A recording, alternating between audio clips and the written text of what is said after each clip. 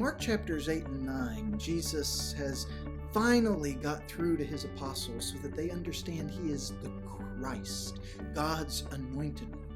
He's started to plainly explain to them how that means he's going to suffer and die, but on the third day rise. And while they don't fully get it, he continues to work with them to help them get there. Peter, James, and John even witnessing him in all of his glory as he's transfigured on the mountain. And as obvious as we might think that should make things, especially because we know where the story of Jesus is headed, appreciate that those guys still had questions. And as we come to know Jesus, we'll see that he's willing to answer them. In Mark chapter 9, beginning with verse 9, and as they were coming down the mountain, he charged them to tell no one what they had seen until the Son of Man had risen from the dead. So they kept the matter to themselves, questioning what this rising from the dead might mean. And they asked him, "Why do the scribes say that first Elijah must come?" And he said to them, "Elijah does come first to restore all things. And how is it written of the Son of Man that he should suffer many things and be treated with contempt? But I tell you that Elijah has come, and they did to him whatever they pleased, as it is written of him." As Peter, James, and John try to make sense of this, notice that one of the things that they just don't get is what Jesus means when he says he's going to rise again. Certainly, they've seen Jesus raise some people from the dead. There are stories from the Hebrew scriptures of prophets raising people from the dead, but Jesus is talking about things in a whole other category. And to have that tied into the identity and mission of God's anointed one, of the Christ, it was mind-boggling for them. They really couldn't make sense of it. So they've got these questions, but they're sort of keeping them to themselves, not least of which because Jesus didn't want them broadcasting these details about who he was yet. After he rose from the dead, that would be a different story, which is part of why Mark's gospel exists. But at that point, if his own apostles were struggling to get it, you know the populace at large would struggle too. But there was another reason in it too. As these guys were trying to work it out, they were thinking about all the things they'd been taught growing up about the Messiah and what he was supposed to accomplish. And one of the things that the scribes had interpreted from some of the other prophetic writings in the Hebrew scriptures was that the prophet Elijah would come again.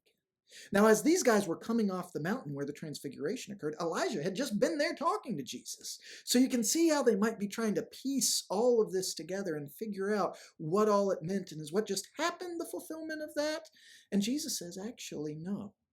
Elijah did come, but his coming wasn't rising the way these guys were trying to make sense of what Jesus was talking about. We have interpreted for us even more clearly in other gospel accounts that Elijah came through John the Baptist. The ministry and the prophecies of John the Baptist were very much like Elijah, even down to the clothes that he wore and the type of preaching that he engaged in. So John very much was that fulfillment that there would be an Elijah to come. And all you have to do is see the reaction to John, the new Elijah, to understand why Jesus wasn't broadcasting who he was yet. Because while some people joyfully embraced the message that he brought, others, especially those with power and influence, rejected that message. As earlier in Mark we see that John had been beheaded by King Herod.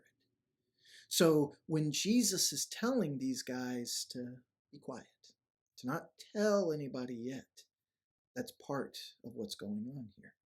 You can see how people, how influential people, how even religious people, when their minds are not set on the things of God, but they're focused on their own expectations, miss what's to be accomplished. And just as John, as that new Elijah, suffered, Jesus, as God's beloved Son, as the Christ, the Messiah, would suffer.